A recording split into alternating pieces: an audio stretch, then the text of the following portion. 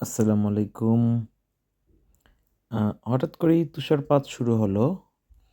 অনেকদিন পরে তুষারপাত হলো। যদিও আ এবার ঠান্ডাটা শুরু হয়েছিল মোটামুটি অক্টোবরের ১ম দিক থেকেই। কিন্তু হঠাৎ করেই তুষারপাতে আম আমাদের চলার পথকে পুরোপুরি আ পিচ্ছিল করে দিয়েছিল।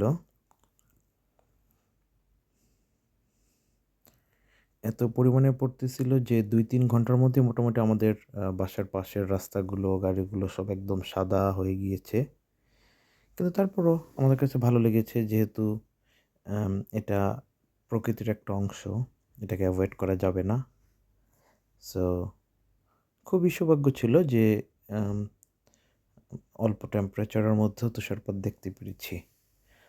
সাপোজ কানাডা বা অন্যান্য কান্ট্রিগুলোতে যেটা হয় তাদের যখন প্রচুর মাইনাস থাকে লাইক -5, 10 তখন গিয়ে তুষারপাত পড়ে। কিন্তু ওইদিন টেম্পারেচার ছিল শুধুমাত্র আম 1 ডিগ্রি।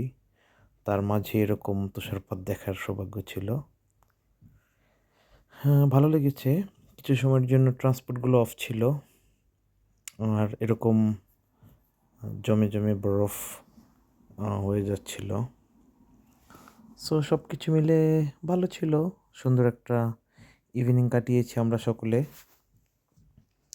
আ সবাইকে ধন্যবাদ। আর আপনারা সুযোগ পেলে এরকম ঘুরতে চলে আসবেন। Uh thank you. Have a great evening সবাইকে।